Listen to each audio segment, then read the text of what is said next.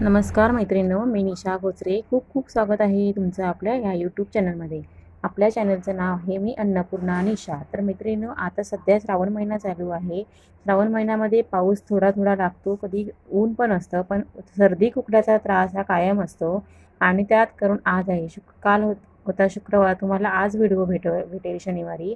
तर शुक्रवारच्या दिवशी मी हे चण्याचा रस्सा करत असते. तर म्हटलं सर्दी खोकला सगळ्यांच्याच घरात असतो श्रावण महिन्यामध्ये, म्हणून म्हटलं ही रेसिपी आपण शेअर करूया. आमच्याही घरात असंच थोड्या जणांना सर्दी खोकल्याचा त्रास आहे, म्हणून मी ही रेसिपी बनवत आहे बघा. तर मी दर आठवड्याला शुक्रवारचं करतच असते. चण्याची आमटी करते किंवा कधी भाजी करते. तर आज मी तुमच्याशी ही रेसिपी शेअर करते आहे बघा. हे चणे मी रात्री भिजत ठेवायचे आणि सकाळी उठून 5-6 तास भिजले तरी चालतील आणि सकाळी उठून आपण ते आमटी करायला घ्यायचं. किंवा दुपारच्या जेवणात करायचं असेल तर सकाळी उठल्यावर तुम्ही भिजत घातला तरी चालते. तर आता बघा हे चांगले भिजून आले आहेत चणे. तर मी ताटात घेते, ताटात वेचून घ्यायचे. कधी बघा एवढं खराब असतील तर आपल्याला समजतात. आणि आता मी कुकर लावते बघा. कुकरमध्ये घेतला, कुकरचे झाकण लावून घेऊया. चणे ठेवले आहेत आणि पाणी टाकून आपण कुकर लावून घेऊया. तर कुकर लावल्यावर 2 ते 3 शिट्ट्या करायच्या आहेत फक्त.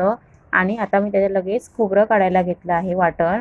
तर हे ओलं खोबरं, एक कांदा घेतला आहे कापून, ओलं खोबरं आणि हे थोडंसं सुकं खोबरं सध्या खूप महाग झालं आहे, तरी आपल्याला रस्सा बनवायचा आहे म्हणून थोडंसं लागणारच. तर आता कढईमध्ये मी तेल टाकलं आहे. तेलामध्ये तेल तापलं की कांदा टाकून घेते पटकन. कांदा चांगला लाल व्हायला द्यायचा, कारण हा रस्सा बनवायचा म्हणजे खूप चांगलं असं व्यवस्थित बनवून घ्यायचं आहे.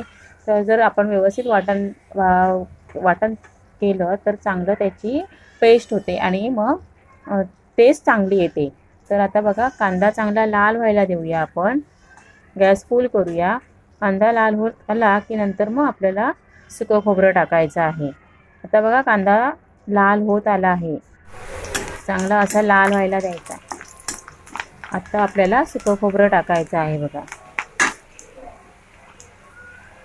हे सुकं खोबरं आहे, अर्धी वाटी एवढं सुकं खोबरं घेतलं आहे. मी किसत नाही राहिली सुकं खोबरं किसणीवर, कारण की वेळ होत होता म्हणून लगेच वेळीवर असं कापून घेतलं आहे.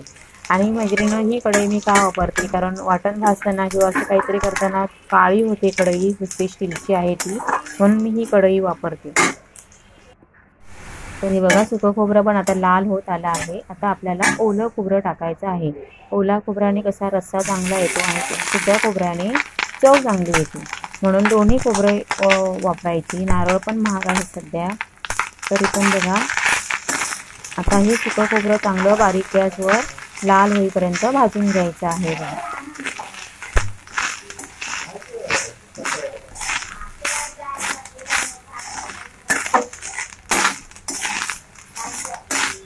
आता बघा सुकं खोबरं लाल होत आलं आहे.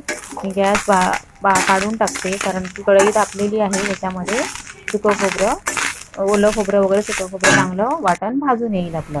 आता मी गॅस काढते आणि दाखवते तुम्हाला बघा किती लाल झालं आहे ते बघा. चांगलं असं लाल झालं आहे. लाईटमुळे तुम्हाला दिसत नसेल, पण बघा खूप छान लाल झालं आहे खोबरं. तर आता कुकर ओपन करूया आपण थंड झाल्यावर. हे बघा कुकर थंड झाला, ओपन केलं. चणे चांगले शिजून आले असतील. मी ह्या कुकरमध्ये जास्त शिट्ट्या करत नाही, कारण कुकर छोटा आहे हा प्रेशर कुकर, त्याच्यामध्ये पटकन उकडून येतात. हे बघा चांगले छान शिजले आहे चणे. असे भिजले ना की चांगले शिजून येतात. तर आता आपल्याला आमटी करताना करायचं आहे, रस्सा बनवायचा आहे, म्हणून याचे थोडे चणे काढून घ्यायचे आहेत आणि ते मिक्सरला लावायचे असते. तर आता मला जास्त आमटी करायची आहे. हे माझं पातेलं आहे ते छोटं आहे, म्हणून मी कुकरमध्येच आमटी करणार आहे. कुकर घासून घेतला आहे बघा आणि त्याच्यामध्ये तेल टाकलं, फोडणीचा कांदा टाकते आणि कढीपत्ता. तर आपल्याला आता चणे थोडे काढून घ्यायचे आहेत. हा मसाला ठेवला आहे मी आता फोडणीसाठी.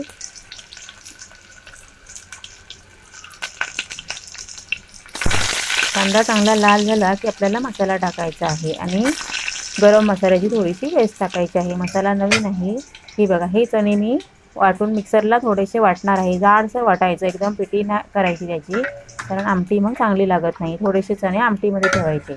आता हे थोडंसं गरम करून घेतलं आहे, कारण गरम गरम असलं पाणी टाकलं फोडणीमध्ये ना की चांगली तरी येते. थंड पाण्यामध्ये चांगली तरी येत नाही, म्हणून थोडंसं पाणी गरम करून घेतलं आहे चण्याचं. तर आता मसाला फोडणीमध्ये चांगला परतवून घ्यायचा.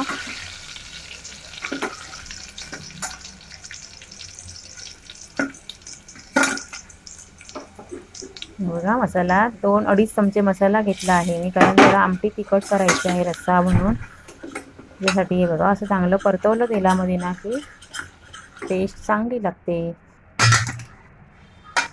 हा आमचा मालवणी मसाला आहे बघा. तर मी पाणी गरम गरम कट आहे तो रस्सा ओतते ह्याच्यामध्ये. बघा किती चांगलं आलं आहे बघा कट. छान कलर आला आहे आमटीला. आता हे मी मिक्सरला लावून घेते आणि हे वाटण. पहिलं चणे लावायचे मी जाडसर आणि ते पहिलं टाकायचं त्याच्यामध्ये. गरम मसाल्याची पेस्ट आहे ती थोडीशी अर्धा चमचा टाकणार आहे, जास्त नाही टाकायची आहे. आणि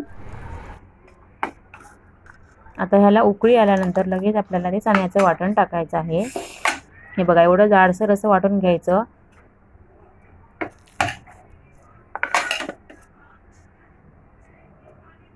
जास्त पिठी नाही करायची त्याची, पाणी टाकायचंच नाही. सुके चणे लावून घ्यायचे थंड झाल्यानंतर, मिक्सरमध्ये गरम गरम नाही टाकायचं.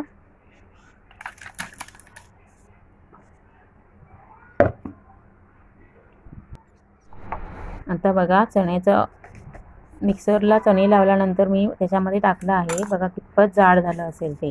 चवीपुरतं मीठ टाकून घ्या आत्ताच, कारण की आमटीला चव चांगली येते.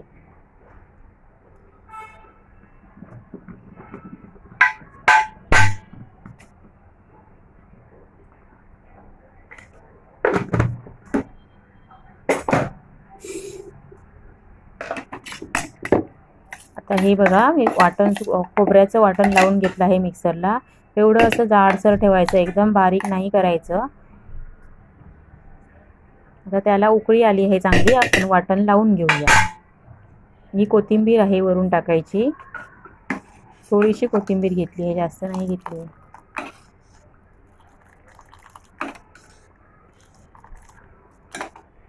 आता मी वाटण लावून घेते आणि दाखवते तुम्हाला. हे बघा एवढं असं जाडसर झालं आहे.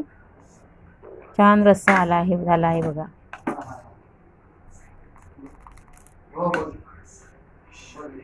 हा काढा बाळंतिणीसाठी पण एक नंबर आहे. प्रसूती झाल्यानंतर 5व्या-6व्या दिवशी हा रस्सा प्यायला देतात बाळंतिणीला. खूप छान असतो. सर्दीचा त्रास होत नाही बाळाला पण नाही, आईला पण होत नाही.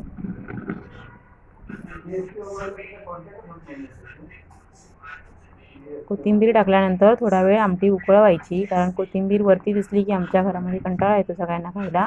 थोडी वेळ उकळली की कोथिंबीरीचा स्वाद पण येतो चांगला. तर आता जेवण वाढून घेते बघा, उशीर झाला आहे म्हणून. हा भात आहे, थोडासा भात. आणि आमटीला बघा कलर किती चांगला आला आहे तो. छान आमटी झाली आहे बघा.